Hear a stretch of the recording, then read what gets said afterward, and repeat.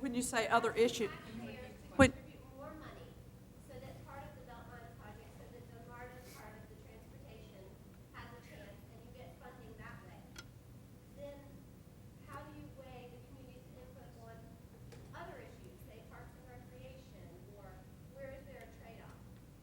I'm not sure I completely understand your question, but let me take a stab at it.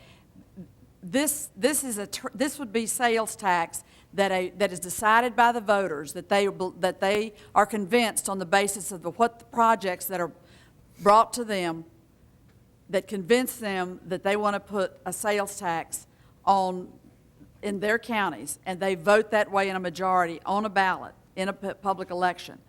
There's a myriad of steps that would vet even convincing voters and having all of the county governments sign on, and that would be around building a consensus of the policy makers that then is a consensus that the voters buy into.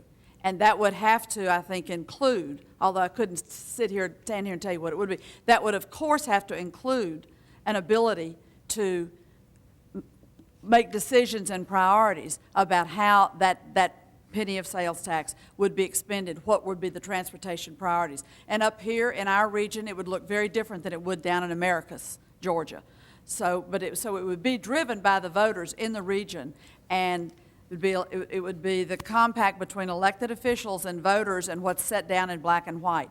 I think for me to say any more than that, I would be spinning, weaving dreams. I couldn't be any more concrete than that. But people would obviously, if the concept were not one that was convincing to people that it met a need that they were willing to pay a penny more on their sales tax for money to come back to their county, for their county officials to expend on transportation projects, you'd have to, as a voter, be convinced that was a good buy for your sales tax penny. And if a convincing case isn't made with the kind of guarantees that give voters comfort, they won't vote for it.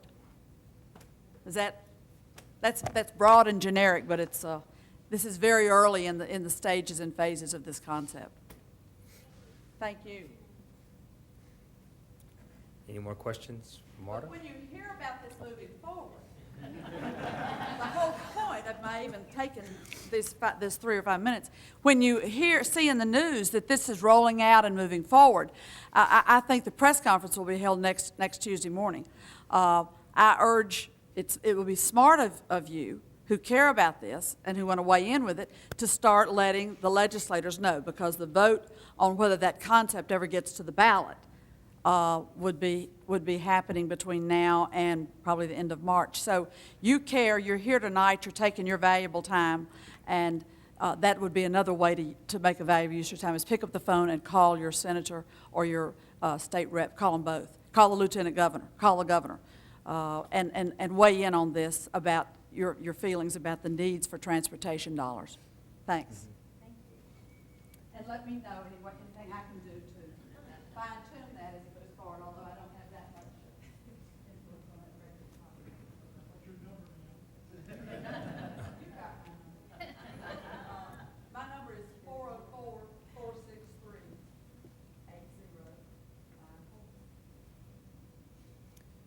And if there's no other questions for Marta, I just thank you for allowing me to come.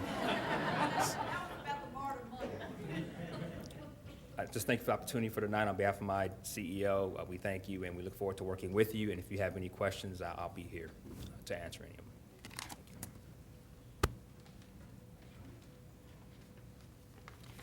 Good evening. I'm Nate Conable, and I'm a project manager with Atlanta Beltline Incorporated. I'm going to cover the master planning portion of the presentation, and then Rukia Edie, the Citizen Participation Advocate Associate, will be coming up to talk about community engagement. So what is master planning? It's land use, it's transportation, it's urban design, it's public art, it's historic preservation, it's trails, and it's parks. And we study all those things, and we put it together into a plan for implementing the Beltline. That plan has a timetable for implementation.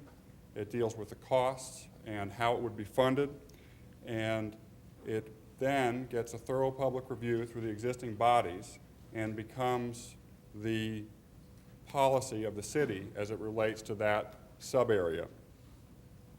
Master planning is underway, as Terry mentioned earlier, and will be underway in all of the 10 sub-areas by the end of 2008. You can see on the map we have here that we've color-coded how things have been launched. The ones that are in blue were launched in the summer of 2007. Another one in green was launched this winter. And then we plan to launch an additional 4, which will get us all the way up to the 10, by the summer to fall of this year. Let me give you a little bit of updates about, we've got 6 underway. Where have we, what's some of the things we've done to date?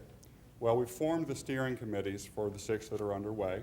The steering committees are bodies of community representatives, stakeholders, business interests who live, work, and play within the study area, within these sub-areas, and provide detailed guidance to Atlanta Beltline, Inc. on the development of the master plans.